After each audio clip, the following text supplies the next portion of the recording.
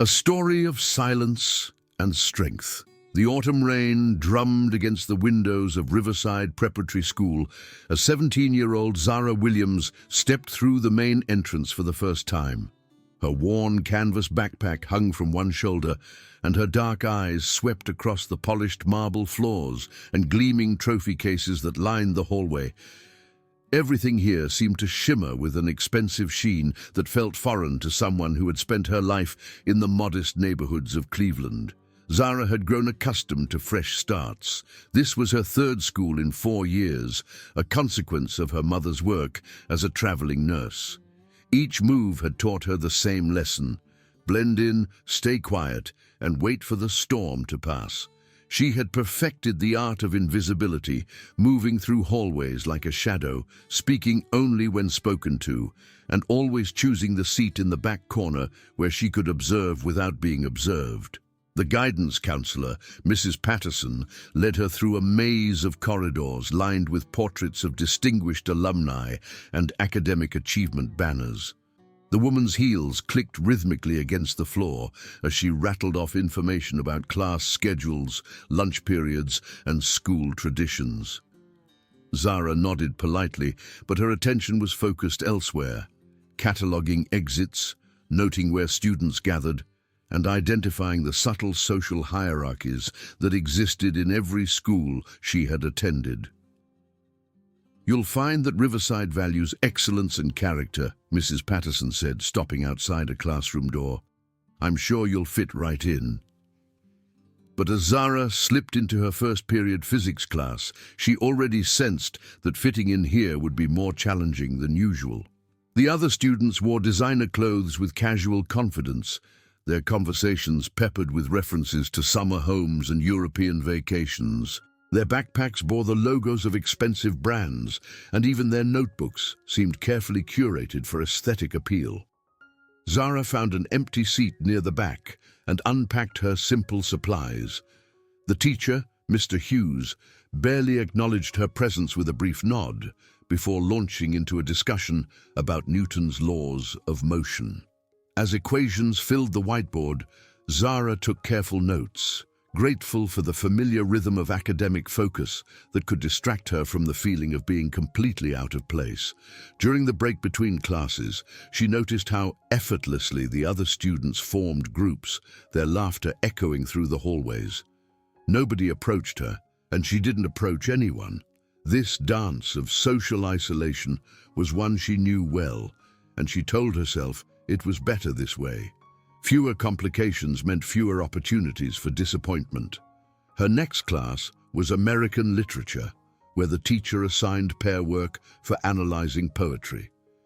When it became clear that Zara would be the odd one out, a girl named Madison reluctantly agreed to work with her. Madison had perfectly straightened blonde hair and wore a cashmere sweater that probably cost more than Zara's entire wardrobe.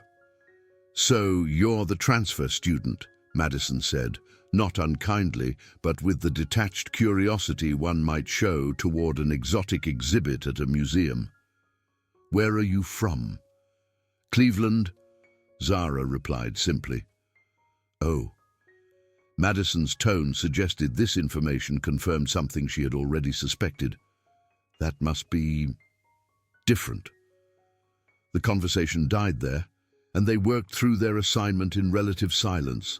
Zara noticed that Madison occasionally glanced at her clothes, her worn sneakers, and the generic brand of pens she used.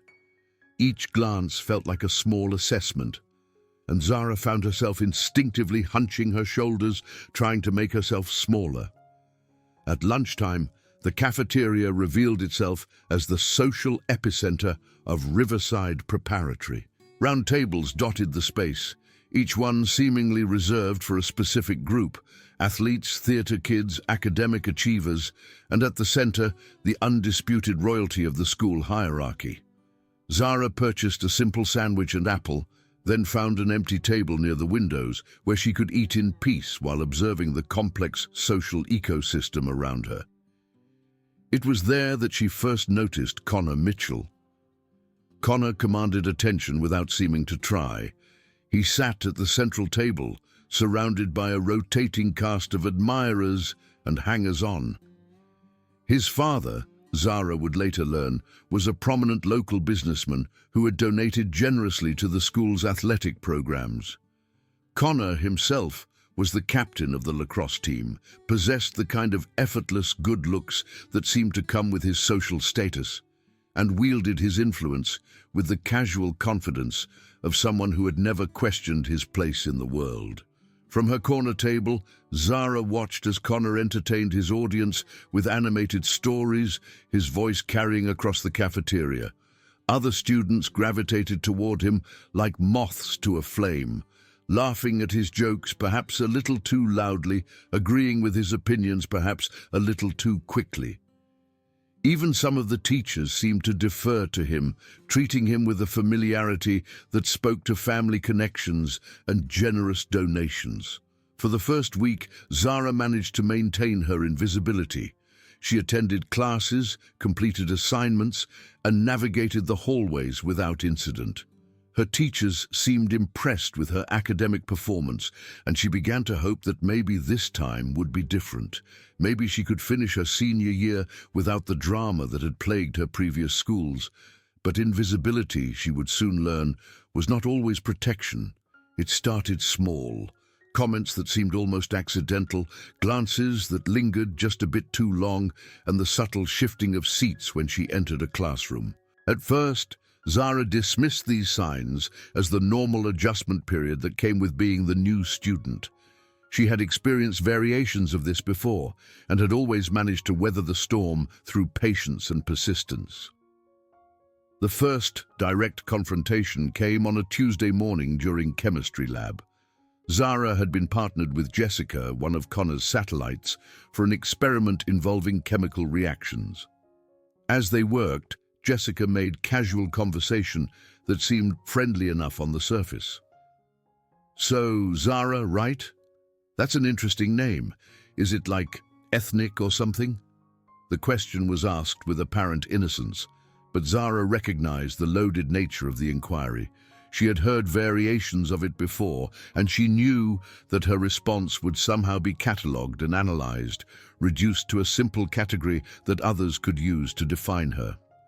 "It's just my name," she replied evenly, focusing on measuring chemicals with careful precision. Jessica nodded as if this response confirmed something important. "Cool, cool. And you're on scholarship, right?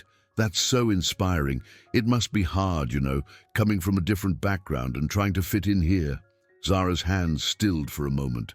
The assumption stung, not because being on scholarship would be shameful, but because it revealed how quickly others had assessed her worth based on her appearance and the visible markers of her economic status. Her family wasn't wealthy, but her mother worked hard to provide for them, and Zara had earned her place at Riverside through academic merit and her mother's careful financial planning. "I'm not on scholarship," she said quietly. "Oh." Jessica looked genuinely surprised and perhaps a little embarrassed. "I just assumed... with your..." She gestured vaguely, unable to finish the sentence without revealing the superficial judgments she had made. The interaction left Zara feeling exposed in a way that had nothing to do with being new. It reminded her that no matter how quietly she moved through the world, certain assumptions would always be made about her, certain conclusions drawn before she ever opened her mouth or demonstrated her capabilities. That afternoon, she sought solace in the school library, finding a quiet corner where she could lose herself in homework and forget about the strange social dynamics of Riverside Preparatory. But even there, she could feel eyes on her, whispered conversations that seemed to pause when she looked up from her books. After school, Zara took the city bus to the community center where she had been training since she was 12 years old. The building was nothing like the pristine facilities at Riverside. The paint was chipped, the equipment was well worn, and the windows were covered with security bars. But for Zara, it represented something more valuable than any expensive amenity. It was a place where she belonged without question. Her instructor, Miguel Santos, had been training young people in martial arts for over 2 decades. He was a compact man with calloused hands and a quiet intensity that commanded respect. More importantly, he understood the challenges that kids from working-class families faced when navigating environments designed for those with privilege. "How is the new school today?" he asked, as Zara changed into her training clothes. "It's fine," she replied, but Miguel's raised eyebrow indicated that he wasn't buying her casual dismissal. "Just fine? Or the kind of fine that means you're biting your tongue to keep from saying what you really think?" Zara managed a small smile. Miguel had known her long enough to read between the lines of her carefully neutral responses. "The second kind. Want to talk about it, or do you want to hit something?" "Hit something." Miguel nodded and led her to the heavy bags. For the next hour, Zara lost herself in the familiar rhythm of training. Jab, cross, hook, uppercut. Each combination flowed into the next with muscle memory built through years of practice. The physical exertion helped clear her mind, and the satisfaction of executing perfect technique reminded her of her own competence and strength. Miguel had always emphasized that martial arts was about more than fighting. It was about discipline, respect, and understanding when to use force and when to walk away. He had taught her that true strength came from control, not from the ability to inflict damage. These lessons had shaped not just her physical abilities, but her entire approach to conflict resolution. "Remember," he would say, "the best fight is the one you never have to have. But if someone forces your hand, you end it quickly and you end it clean." As the weeks passed at Riverside, Zara settled into a routine that felt manageable, if not entirely comfortable. She excelled in her classes, maintaining perfect attendance and turning in assignments that impressed her teachers. During lunch, she found a regular spot in the library where she could eat in peace while catching up on reading. She joined the academic decathlon team, where her knowledge and work ethic were appreciated, even if she wasn't fully accepted into the social circle. But Connor Mitchell seemed determined to disrupt her careful equilibrium. It started with seemingly innocent comments during the classes they shared. When the history teacher asked students to discuss their family backgrounds as part of a unit on American immigration, Connor made a point of mentioning his family's arrival on the Mayflower and their contributions to the founding of their state. When it was Zara's turn, he listened with exaggerated attention, then commented loudly enough for everyone to hear, "Wow, that's so different from what we're used to here." It's great that Riverside is becoming more diverse. The comment was carefully constructed to sound supportive while actually othering her, marking her as fundamentally different from the established community. Other students nodded approvingly at Connor's apparent open-mindedness, not recognizing the subtle cruelty in his words. During group projects, Connor would make suggestions that seemed helpful, but were designed to highlight Zara's unfamiliarity with certain cultural references or experiences. He would propose meeting at expensive restaurants or exclusive venues, then act surprised when she suggested alternatives. He would reference shared experiences from middle school or summer camps that he knew she couldn't have attended, then apologize with exaggerated concern for not being more inclusive. Each interaction was carefully calculated to maintain plausible deniability, while systematically eroding her confidence and sense of belonging. To outside observers, Connor appeared to be making efforts to include the new student. Only Zara recognized the deliberate nature of his psychological warfare. The situation escalated during a peer review session in English class. Students were assigned to provide feedback on each other's essays about personal challenges and growth. When Connor reviewed Zara's paper, which discussed moving frequently and finding stability through education, he offered what seemed like constructive criticism. "This is really well written," he began, his voice carrying the authority of someone accustomed to having his opinions taken seriously. I think you do a great job of showing how instability can build character. It's just that some of the experiences you describe might be hard for other students here to relate to. Maybe you could add some examples that would resonate more with your audience. The feedback was delivered with apparent thoughtfulness, but its message was clear. Your experiences don't belong here, your perspective isn't valued, and you need to change yourself to fit our expectations. Other students nodded along, accepting Connor's assessment as reasonable guidance.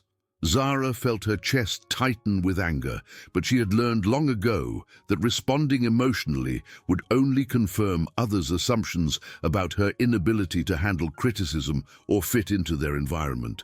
Instead, she thanked him for his feedback with careful politeness and made a mental note to be even more guarded in sharing personal information. That night, she called her mother, who was working a night shift at a hospital 3 hours away. "How's the new school, sweetheart?" her mother asked during a brief break. "It's challenging," Zara replied, choosing her words carefully. She didn't want to worry her mother, who was already sacrificing so much to give her opportunities. "Academically challenging?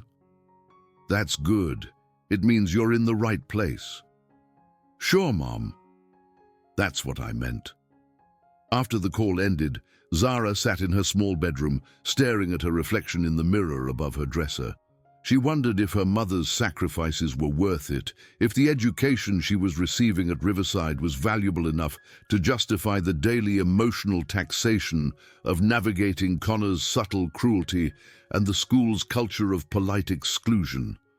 The breaking point came during a seemingly routine day in late October. Zara was walking to her locker after chemistry when she overheard a conversation between Connor and several of his friends. They were discussing college applications and the advantages of attending elite preparatory schools.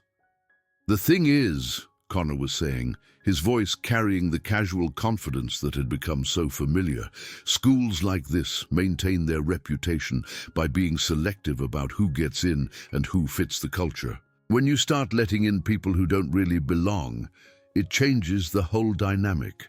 One of his friends nodded thoughtfully. "Yeah, diversity is important and all, but there's a difference between genuine diversity and just filling quotas with people who aren't prepared for this environment." "Exactly," Connor continued. "Like some people might be smart enough academically, but they don't understand the social aspects, the unwritten rules. They stick out because they're trying to be something they're not, instead of recognizing that maybe they'd be happier somewhere more suited to their background." Zara stopped walking, her blood running cold as she realized they were talking about her. The conversation wasn't accidental. Connor's voice was projected just loudly enough to ensure she would overhear, and the timing was too perfect to be coincidental. She stood frozen in the hallway, invisible to the students passing around her, as Connor's words hit their target with surgical precision. He was telling her, in no uncertain terms, that she didn't belong at Riverside, that her presence was somehow degrading the school's quality, and that she should remove herself voluntarily rather than continue disrupting their carefully curated environment. For a moment, Zara felt the familiar urge to disappear, to make herself smaller and quieter until she became truly invisible. This was the pattern she had followed at previous schools: endure until escape became possible, survive until she could move on to the next place and hope for better circumstances.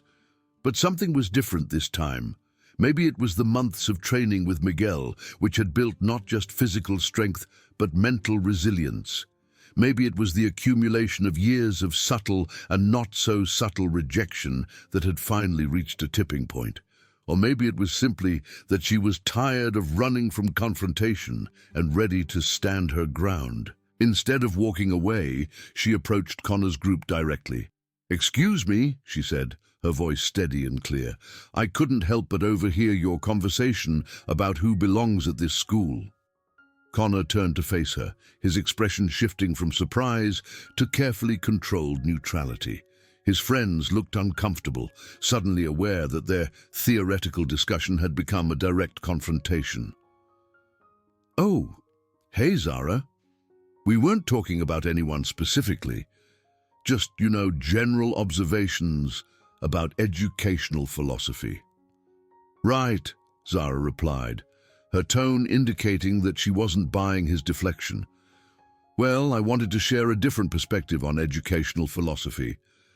I think schools are stronger when they include people with diverse experiences and backgrounds. I think students learn more when they're exposed to different viewpoints and challenged to examine their assumptions. One of Connor's friends, a tall boy named Blake, shifted uncomfortably. I mean, sure, diversity is good. We all support that. Do you? Zara asked, her gaze moving from Blake to Connor and back again. Because from where I'm standing, it seems like you support the idea of diversity, as long as the diverse people stay quiet, don't challenge your comfort, and preferably don't actually exist in your social spaces. The hallway around them had grown quieter as other students sensed the tension and slowed their pace to listen. Connor's jaw tightened almost imperceptibly, and Zara recognized that she had touched a nerve. I think you might be misunderstanding our conversation, Connor said, his voice carrying a warning that others might miss but that Zara heard clearly. We weren't making any personal comments about anyone. Of course not, Zara replied, because that would be inappropriate behavior for someone in your position of influence. I'm sure you understand that as a student leader, people look up to you and model their behavior on yours. The implication was clear. She was holding him accountable, not just for his words, but for the culture he was creating through his leadership. It was a direct challenge to the social order he had carefully constructed, and they both knew it. Connor's friends exchanged glances, clearly wanting to escape the increasingly uncomfortable situation.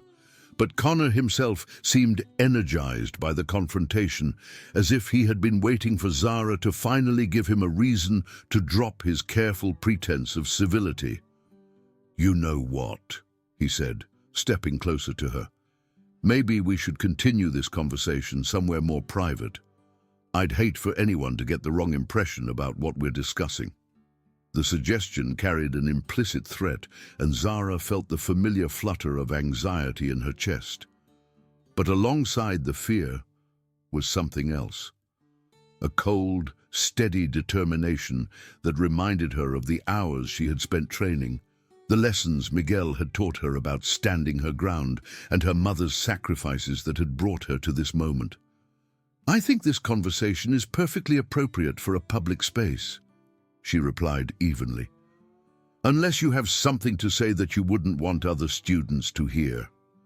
The standoff lasted only a few seconds, but it felt much longer. Other students had stopped to watch, sensing that something significant was happening, even if they didn't understand the full context. Teachers began to notice the gathering crowd and started moving in their direction. Connor seemed to realize that the moment for subtle manipulation had passed, and that any further escalation would attract unwanted attention from school authorities. His expression shifted back to its carefully neutral mask, and he stepped back with a shrug. I think we're good here, he said, loud enough for the gathering audience to hear, just a friendly discussion between classmates. But his eyes promised that this was far from over. That afternoon, Zara found herself unable to concentrate during her classes. The confrontation with Connor had left her feeling simultaneously empowered and vulnerable. She had stood her ground and refused to be intimidated, but she also knew that she had made a powerful enemy who wasn't likely to forgive or forget her public challenge to his authority. After school, instead of taking the bus to the community center, she walked to a nearby park where she could think without distraction. The autumn air was crisp, and the leaves were beginning to turn brilliant shades of orange and red. She found a bench overlooking a small pond and tried to process what had happened and what it might mean for her future at Riverside. Her phone buzzed with a text from Miguel. "Training tonight? Haven't seen you in a few days." She typed back quickly. "Had something come up at school." Could really use some time on the bags. His response came almost immediately. Everything okay? Zara stared at the question for a long moment. Was everything okay? She had stood up for herself, which felt like a victory, but she had also potentially escalated a conflict that might have consequences she couldn't predict or control. She had broken her own rule about staying invisible and avoiding confrontation. "I'll tell you when I get there," she finally replied. The community center felt like a refuge when she arrived an hour later. The familiar smell of cleaning supplies and worn leather, the sound of jump ropes hitting the floor, and the sight of other young people working toward their goals all combined to create an atmosphere of purposeful calm that was the opposite of Riverside's polished anxiety. Miguel took one look at her face and pointed toward the changing area. "Get ready. We're going to work hard tonight." For the next 2 hours, Zara lost herself in physical training. She worked on combinations until her muscles burned, practiced forms until muscle memory took over from conscious thought, and sparred with Miguel until sweat stung her eyes and her breathing came in heavy gasps. Only when she was completely exhausted did Miguel call for a break. "Okay," he said, handing her a towel and a bottle of water. "Now tell me what happened." Zara found herself describing not just the day's confrontation, but weeks of subtle provocations and carefully orchestrated exclusion. As she spoke, she realized that Connor's campaign against her had been more systematic and psychologically sophisticated than she had initially recognized. Miguel listened without interruption, occasionally nodding or asking clarifying questions. When she finished, he was quiet for several minutes. "You did the right thing," he finally said. "Standing up to a bully is always the right thing, even when it's complicated. But what if I made things worse? What if he retaliates in ways that could affect my grades or my college applications?" "Then you deal with that when it happens," Miguel replied. "But you can't live your life trying to prevent every possible negative consequence. Sometimes you have to trust that doing the right thing will work out, even if you can't see how." He paused, studying her face. "Besides, you're stronger than you think. Not just physically, but mentally and emotionally. You've been dealing with situations like this your whole life, and you've always found a way through." That night, Zara went to bed feeling more settled than she had in weeks. She had faced her tormentor directly and emerged with her dignity intact. Whatever happened next, she would handle it with the same combination of intelligence, integrity, and inner strength that had carried her through previous challenges. She had no way of knowing that Connor Mitchell was not the type of person who accepted defeat gracefully, or that her public challenge had transformed their private conflict into something much more dangerous. The next morning brought an unwelcome surprise. Zara arrived at school to find a small group of students gathered around something posted on the main bulletin board. As she approached, she could see that it was a printout of what appeared to be social media posts, though she couldn't make out the details from a distance. One of the students noticed her approach and nudged his friend, who looked up with an expression of curiosity mixed with something that might have been pity. They moved aside to give her a clear view of what had captured their attention. The printout was a collection of screenshots from various social media platforms, all featuring photos of Zara that had been taken without her knowledge around campus. But these weren't ordinary, candid shots. Each image had been edited or contextualized in ways designed to make her appear threatening, unstable, or out of place. One photo, taken while she was concentrating intently during a chemistry lab, was captioned, "When you're plotting your next move." Another, captured as she walked alone through the hallway, was labeled, "Some people just give off dangerous vibes." A third, showing her intense focus during a particularly challenging math exam, came with the comment, "This is the face of someone with serious anger issues."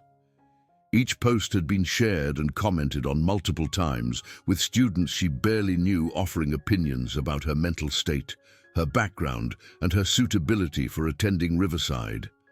The comments ranged from supposedly concerned observations, maybe someone should check on her, to more direct hostility. Why is she even here? What made the situation even more devastating was the careful way the posts had been crafted to appear organic and spontaneous. There was no obvious connection to Connor or his friends, no clear evidence of coordination or malicious intent. To anyone who didn't understand the context, it would appear that multiple students had independently become concerned about Zara's behavior and were simply sharing their observations. But Zara recognized Connor's handiwork immediately. This was psychological warfare at its most sophisticated, designed to isolate her socially while maintaining his plausible deniability. By spreading the narrative that she was potentially dangerous or unstable, he was creating a climate of fear and suspicion that would make it nearly impossible for her to form genuine friendships or find allies. As she stood staring at the bulletin board, Zara felt the weight of dozens of eyes on her. Students who had been chattering when she arrived had fallen silent, watching for her reaction. She could sense their mixture of curiosity, judgment, and barely concealed excitement at being present for what they clearly expected to be a dramatic moment. For several seconds, she didn't move. Her mind was racing through possible responses, calculating the potential consequences of each option. She could tear down the printout, but that would only confirm the narrative that she was unstable and prone to violent outbursts. She could complain to school authorities, but without clear evidence of who was responsible, it would appear that she was paranoid and looking for someone to blame for organic social media activity. Instead, she did something that surprised everyone, including herself. She laughed. It wasn't a bitter or sarcastic laugh, but a genuine expression of amusement that seemed to deflate the tension in the air around her. The students who had been watching for an explosive reaction found themselves confused by her unexpected response.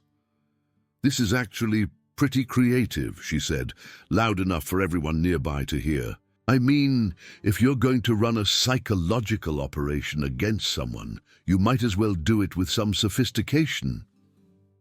She pulled out her phone and took a picture of the bulletin board display, then turned to face the gathered students directly. "I want everyone to see what modern bullying looks like," she continued, her voice calm and clear. "It's not the crude name-calling or physical intimidation you might expect. It's carefully constructed narrative warfare designed to isolate the target and turn potential allies against them." Some of the students shifted uncomfortably, perhaps recognizing that they had been unwitting participants in exactly the kind of campaign Zara was describing. Others looked confused, as if they were processing the situation for the first time from the target's perspective. "The person or people behind this are smart," Zara went on. "They understand that direct confrontation would make them look bad, so they've created a situation where I'm supposed to either react emotionally and confirm their narrative, or stay silent and let them control the story." She paused, making eye contact with several students in turn. "But there's a third option. I can acknowledge what's happening, explain how it works, and trust that most people are smart enough to recognize manipulation when it's pointed out to them." With that, she walked away, leaving behind a group of students who were suddenly seeing their school's social dynamics in a very different light. The day that followed was strange and disorienting. Zara found herself in a kind of social limbo, no longer invisible, but not yet accepted. Some students avoided her entirely, apparently still influenced by the social media campaign. Others approached her with a new kind of respect, impressed by her mature handling of what they now recognized as a sophisticated attack. Her teachers seemed largely unaware of the drama playing out among their students, though a few made casual comments that suggested they had heard rumors and were forming their own opinions about her character and stability. During lunch, Zara sat in her usual spot in the library, but found herself joined by an unexpected companion. Sarah Chen was a quiet sophomore who had transferred to Riverside the previous year. She had never spoken to Zara directly, but had apparently been observing the recent events with interest. "That was impressive," Sarah said, settling into the chair across from Zara with her own lunch. "The way you handled the bulletin board thing this morning." Zara looked up from her sandwich, surprised by the direct approach. "Thanks, I think. I went through something similar last year," Sarah continued. "Not as sophisticated, but the same basic idea. A few popular kids decided I didn't fit their image of what Riverside should be, so they made life difficult until I learned to stay invisible." "And did it work?" "Staying invisible?" Sarah shrugged. "It stopped the active harassment, but it didn't stop the exclusion. And it definitely didn't make me happy or help me succeed. I spent the whole year feeling like I was holding my breath, waiting for someone to notice me again and remember that I didn't belong." The two girls ate in companionable silence for a few minutes, each processing the implications of their shared experience. "Do you think it will get worse now?" Zara finally asked, "since I didn't just take it quietly?" "Maybe," Sarah replied honestly, "but it also might get better. Some people respect strength, even if they don't understand it at first. And sometimes, standing up to bullies exposes them in ways that make other people see the situation differently." As if summoned by their conversation, Connor appeared at their table with two of his friends flanking him. His expression was carefully neutral, but Zara could see the anger burning in his eyes. "Hey, Zara," he said, his tone artificially friendly. "I heard there was some drama this morning with social media posts or something. That's really unfortunate. Some people just don't know how to behave online." The comment was perfectly crafted to sound sympathetic, while subtly reinforcing the idea that she was somehow responsible for the situation. His friends nodded along, playing their roles in the performance. "Yes," Zara replied evenly. "It is unfortunate when people don't take responsibility for their actions. But I'm confident that eventually the truth comes out." Connor's smile tightened almost imperceptibly. "Oh, definitely, the truth is really important. I just hope everyone can move forward in a positive way and focus on more important things, like academics and college applications." The veiled threat was clear. "Don't escalate this situation further, or it might affect your future prospects." Connor was reminding her that he had social connections and influence that could potentially impact her college recommendations or other opportunities at Riverside. But before Zara could respond, Sarah spoke up. "I think Zara's approach this morning was really mature," she said, her voice carrying more confidence than Zara had expected. Instead of reacting emotionally or trying to find someone to blame, she used it as a teaching moment about how psychological manipulation works. It was actually pretty educational. Connor's friends looked uncomfortable with the direction the conversation was taking. They had signed up to intimidate an isolated target, not to engage in a nuanced discussion about bullying tactics with multiple participants. "Well," Connor said, his carefully constructed mask slipping slightly, "I'm sure everyone learned something. I just hope the lessons going forward are about fitting in and contributing positively to our school community." "Jill, absolutely," Zara replied. "I think everyone should contribute to making Riverside a place where all students can succeed. That means creating an environment based on mutual respect and intellectual honesty." The exchange ended in a stalemate, with both sides having made their positions clear without crossing into territory that would attract administrative attention. But as Connor and his friends walked away, Zara could see the frustration in his posture. His carefully orchestrated campaign was not having the intended effect, and her refusal to be intimidated or isolated was disrupting his control over the narrative. That afternoon, as Zara walked to her bus, she found herself approached by Mrs. Patterson, the guidance counselor who had welcomed her on her first day. "Zara, do you have a minute to chat?" They found a quiet corner of the main hallway, and Mrs. Patterson's expression was serious, but not unkind. "I've been hearing some concerns from students and parents about social tensions involving you. I want to make sure you're feeling supported and that you have resources if you need them." Zara chose her words carefully. "I appreciate your concern, Mrs. Patterson. I've been dealing with some social challenges, but I'm handling them appropriately. I'm focused on my academics and maintaining my commitment to representing Riverside positively." The counselor nodded thoughtfully. "I'm glad to hear that. Your teachers speak very highly of your work and your conduct in class. But I also want you to know that if you're experiencing any harassment or feeling unsafe, there are proper channels for addressing those issues." "Thank you. I'll definitely keep that in mind." As she rode the bus home that day, Zara reflected on how quickly her carefully maintained invisibility had been shattered. In the span of just a few days, she had gone from being a quiet transfer student to being at the center of a complex social conflict that was testing not just her resilience, but her values and her sense of self. That evening at the community center, Miguel noticed the tension in her shoulders before she had even started training. "Bad day?"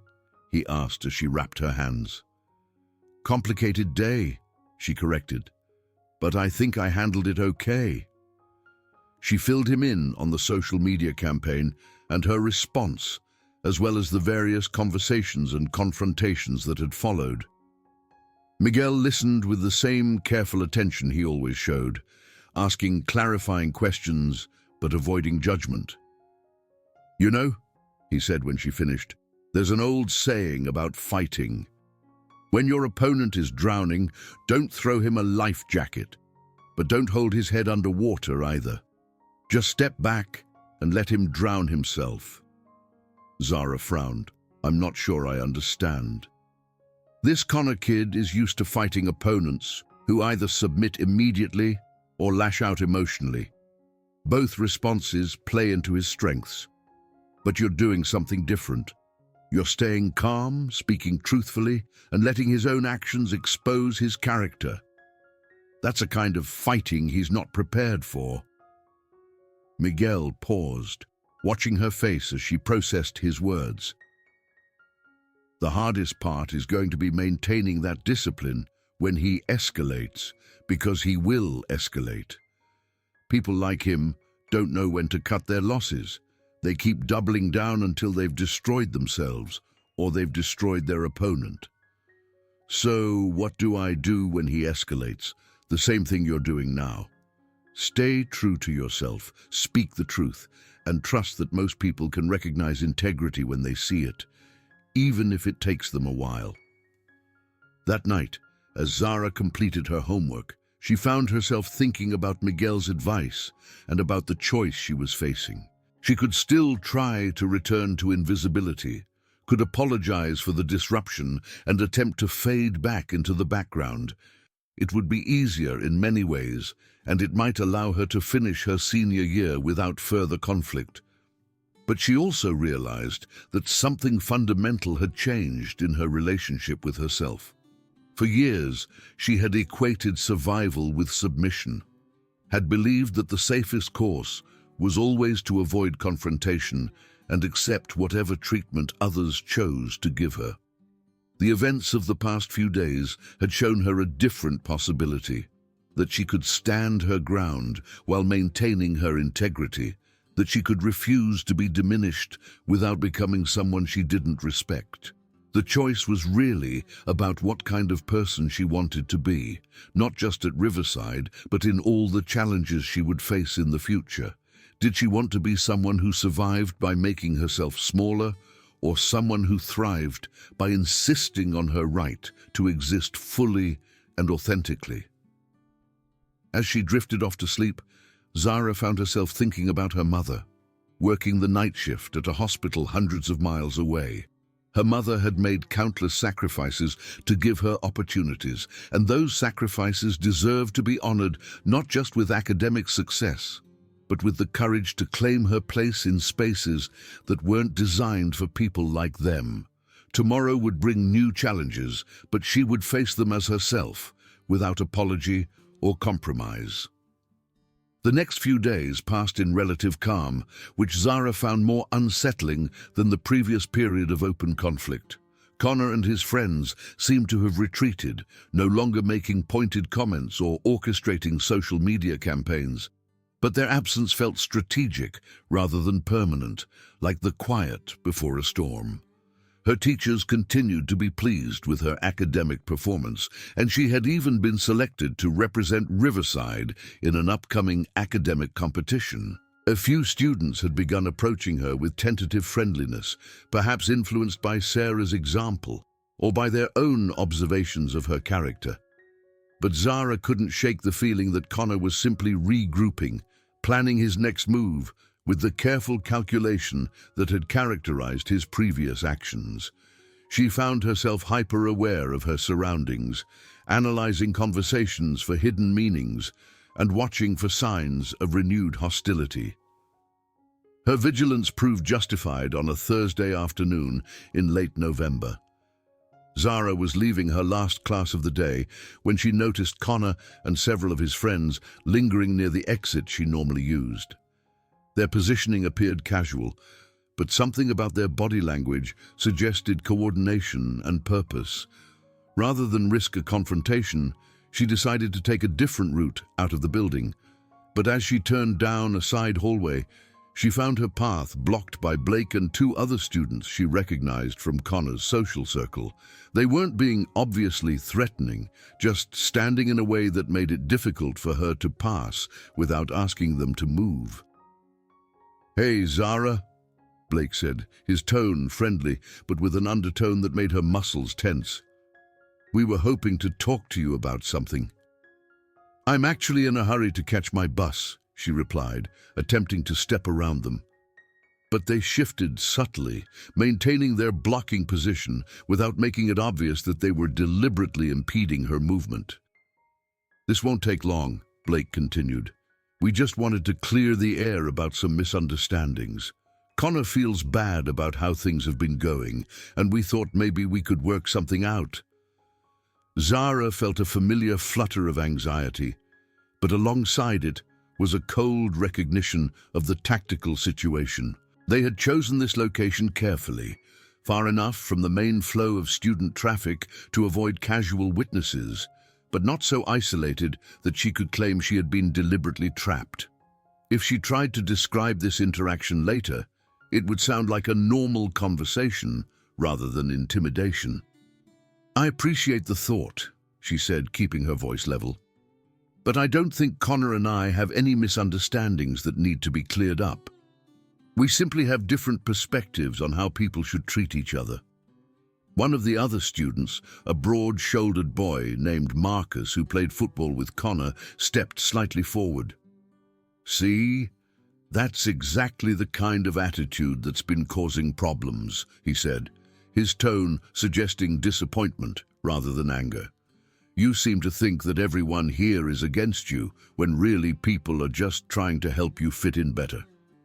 The gaslighting was expertly executed, designed to make her question her own perceptions and accept responsibility for the conflict. They were offering her a face-saving exit. Admit that she had misinterpreted innocent attempts at inclusion, apologize for her oversensitivity, and accept her place in the social hierarchy they were enforcing. "I think I understand the situation perfectly," Zara replied, "and I think this conversation is over." She moved decisively toward the gap between Blake and Marcus, forcing them to either step aside or make physical contact. For a moment, the tension in the hallway was palpable as they calculated whether to escalate the encounter. But before the situation could develop further, the sound of approaching footsteps caused everyone to turn. Sarah Chen rounded the corner, followed by two other students Zara didn't recognize. "Oh, hey Zara," Sarah called out, her timing too perfect to be accidental. "Are you ready to go? We were looking for you."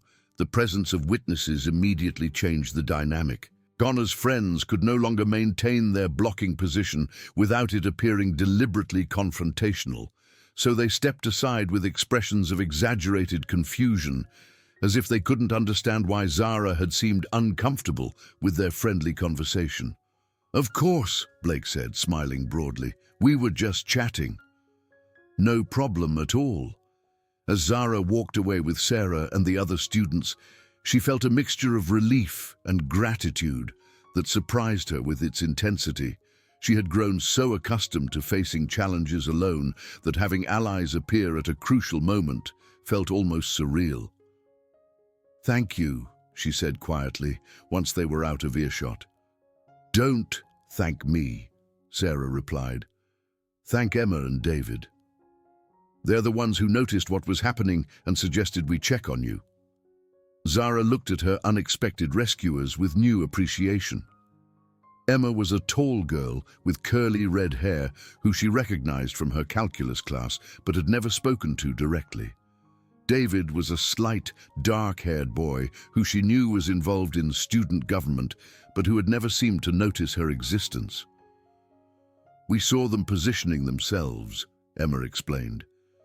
"It was pretty obvious what they were trying to do, even if they were being subtle about it. Plus," David added, "Connor's been bragging to anyone who'll listen that he's going to handle the situation with you. We figured that probably wasn't going to involve a friendly conversation about school spirit." The knowledge that Connor had been openly discussing his intentions toward her was disturbing, but the realization that other students had been paying attention and were willing to intervene was unexpectedly heartening. That evening, Zara found herself reconsidering her assumptions about her social isolation at Riverside. She had been so focused on Connor's hostility and the apparent indifference of most students that she had failed to notice the quiet signs of support that had been developing around her. Her phone buzzed with a text from a number she didn't recognize. "This is Emma from Calc class. Sarah gave me your number. Just wanted you to know that more people have your back than you might realize. Don't let the assholes get you down." Over the next hour, she received similar messages from David and 3 other students, all expressing support and offering to help if she needed it. None of them were part of the popular crowd that Connor dominated, but they represented something perhaps more valuable: a growing coalition of students who valued fairness and integrity over social status. The next morning brought an unexpected development that changed the entire trajectory of the conflict. Zara arrived at school to find a small crowd gathered around the main bulletin board, just as there had been several days earlier. But this time, the mood was different. Instead of the mixture of curiosity and hostility she had encountered before, there was something that looked more like shock and disapproval. As she approached, she could see that someone had posted a new collection of printouts, but these were not targeting her. Instead, they appeared to be screenshots of private social media conversations between Connor and his friends, discussing their campaign against her in explicit and damning detail. The messages revealed not just the coordinated nature of their harassment, but the calculated cruelty behind it.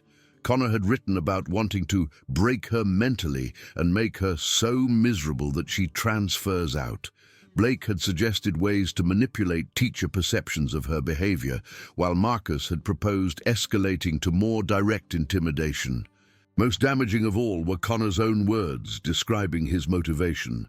"She thinks she can come into our school and challenge me in front of everyone. She needs to learn that there are consequences for not knowing her place." The conversations painted a picture of systematic psychological abuse that was impossible to dismiss as misunderstanding or innocent social dynamics.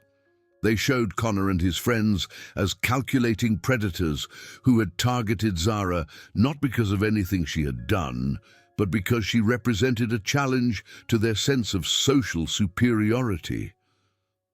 As Zara read through the damning evidence, she felt a complex mix of emotions.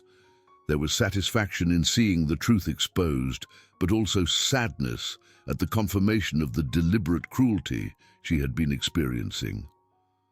Most surprising was a touch of sympathy for Connor, whose carefully constructed reputation was now in ruins due to his own words. The student reactions around her ranged from outrage to embarrassment. Some were angry at Connor's behavior, others were uncomfortable at having their own complicity in his campaign exposed, and a few seemed genuinely shocked that such calculated harassment could happen at their school. Mrs. Patterson appeared at Zara's elbow, her face grave. "I need you to come to my office immediately," she said quietly. "We have some serious matters to discuss."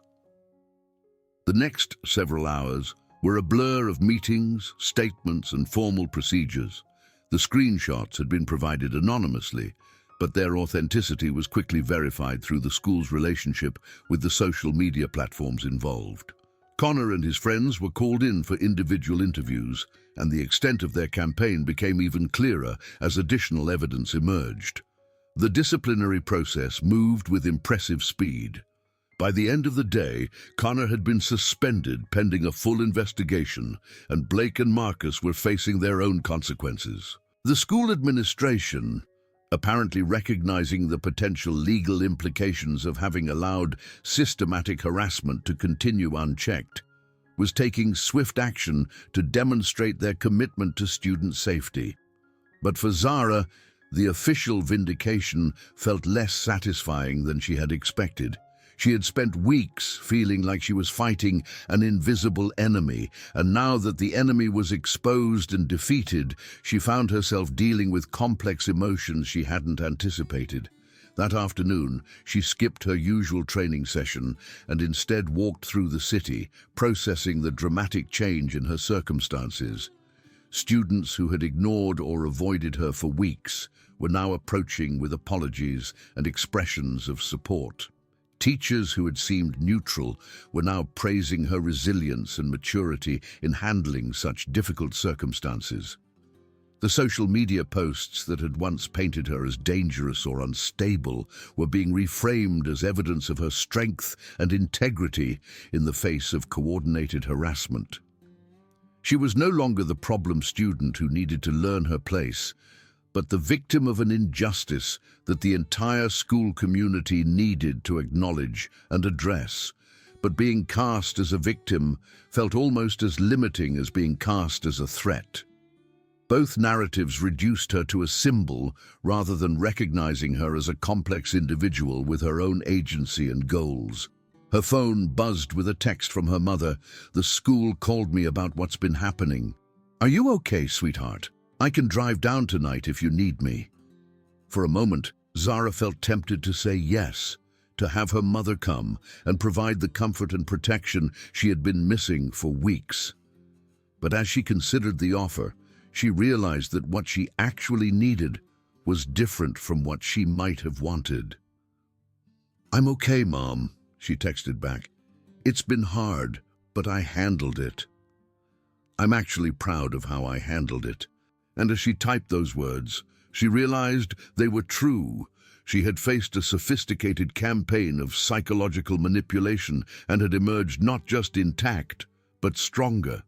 She had found allies, discovered her own voice, and proven to herself that she could stand up to injustice without compromising her values or her integrity.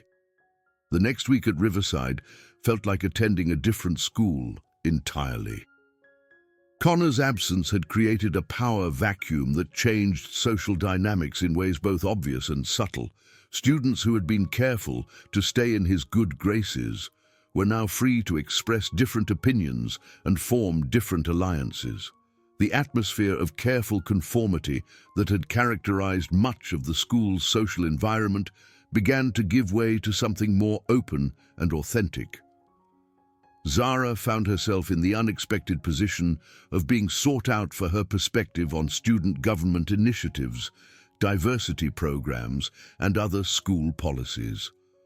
Her experience with harassment had given her insights that administrators and student leaders recognized as valuable, and her measured response to the situation had earned her a reputation for wisdom and maturity that transcended her age. But she was careful not to let her newfound influence go to her head. She had seen how power could corrupt, how the ability to shape others' perceptions could become a tool of manipulation rather than positive change. Her goal was not to replace Connor's toxic leadership with her own version of control, but to contribute to creating a school environment where no student would have to face what she had faced. Sarah had become a close friend, bonding over their shared experience as transfer students who had learned to navigate Riverside's complex social landscape. Emma and David had also become regular companions, forming a study group that met in the library during lunch periods and helped each other with college applications and academic challenges. The academic competition that Zara was representing Riverside in was approaching, and her performance in practice sessions had impressed both her teammates and her coaches. For the first time since arriving at the school, she felt like she was being valued for her intellectual contributions rather than being judged primarily on her social acceptability. Miguel had been proud of her handling of the situation, but also cautious about the lessons she drew from it. "You did everything right," he told her during one of their training sessions, "but don't let this experience make you think that standing up to bullies always works out this well. Sometimes the system doesn't work, sometimes the evidence doesn't surface, and sometimes good people have to keep fighting even when they don't get vindication. Are you saying I was just lucky? I'm saying you were prepared. You had the emotional strength to handle the harassment without breaking, the intelligence to respond strategically rather than reactively, and the integrity to maintain your values under pressure. Those qualities served you well in this situation, but they'll serve you even better in future challenges where the outcome isn't as clear-cut." As the semester drew to a close, Zara reflected on how much had changed since that first day when she had walked through Riverside's marble halls with no goal other than invisibility. She had learned that true safety didn't come from making herself small, but from building the strength to stand tall. She had discovered that integrity was not just about personal values, but about having the courage to live those values publicly, even when it was difficult. Most importantly, she had learned that she was not alone. There were other students who shared her commitment to fairness and justice, other people who were willing to take risks to support what was right, and adults who would act decisively when presented with clear evidence of wrongdoing. Her mother visited for the school's winter concert, where Zara was being recognized for her academic achievements and her contributions to the school community. As they sat together in the auditorium, watching other students perform and receive awards, her mother squeezed her hand. "I'm proud of you," she whispered, "not just for your grades or your awards, but for who you've become. You've grown into exactly the kind of person I hoped you would be." The recognition meant more to Zara than any official vindication or social media vindication could have. She had proven to herself and to her mother that the sacrifices they had both made were worthwhile, that she could succeed in challenging environments while remaining true to her values and her sense of self. As the ceremony concluded and families began to file out of the auditorium, several classmates approached to congratulate her and make plans for studying together during winter break.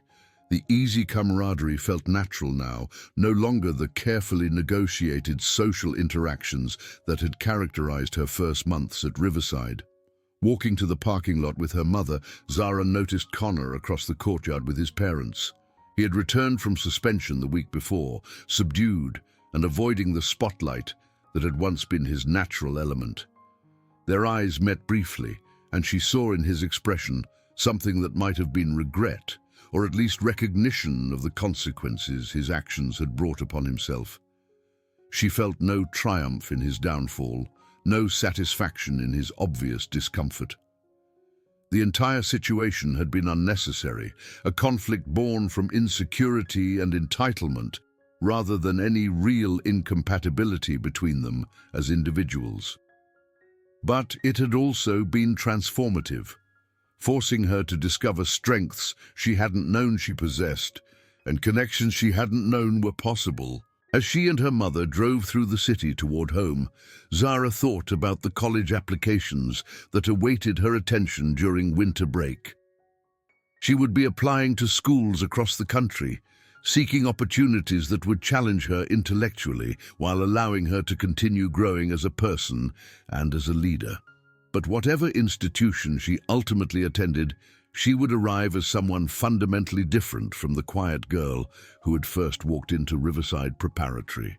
She would arrive as someone who knew her own worth, who understood the importance of standing up for herself and others, and who had learned that true belonging came not from making herself acceptable to others, but from finding communities that appreciated her authentic self. The challenges ahead would be different, but no less significant. College would bring new social dynamics to navigate, new forms of competition and pressure to handle, and new opportunities to contribute to communities and causes she cared about. But she would face those challenges with confidence born from experience, with skills developed through adversity, and with the knowledge that she could trust herself to make good decisions, even in difficult circumstances. As they pulled into their driveway, her mother turned to her with a smile. "So, how does it feel to know that you'll never have to be invisible again?" Zara considered the question seriously. "It feels like I finally understand the difference between hiding and choosing when to speak. I don't think I was ever really invisible. I was just waiting for the right moment to let people see who I actually am." That night, as she began working on her college essays, Zara found herself writing about leadership, resilience, and the responsibility that comes with finding your voice in spaces that weren't designed for you. She wrote about the importance of building bridges rather than walls, about the difference between strength and aggression, and about the courage required to remain kind in the face of cruelty. But most importantly, she wrote about the realization that belonging was not something that could be granted by others, but something that had to be claimed and defended through the daily choice to show up authentically and treat others with the respect and dignity that everyone deserved. The story she told was not one of triumph over adversity, but of growth through challenge. It was the story of a girl who had learned that silence could be powerful, but that there came a time when speaking up was the only way to honor the truth and protect not just herself, but others who might face similar challenges. As she finished the final paragraph and saved her work, Zara felt a deep sense of satisfaction that had nothing to do with the quality of her writing or the strength of her college applications. She had found her voice, not just in the literal sense of learning to speak up for herself, but in the deeper sense of understanding who she was and what she stood for. The months ahead would bring graduation, college acceptance letters, and the next chapter of her educational journey. But they would also bring opportunities to use her experience and her voice to make a difference for others, to contribute to creating environments where all students could thrive, and to continue growing into the kind of leader her community needed.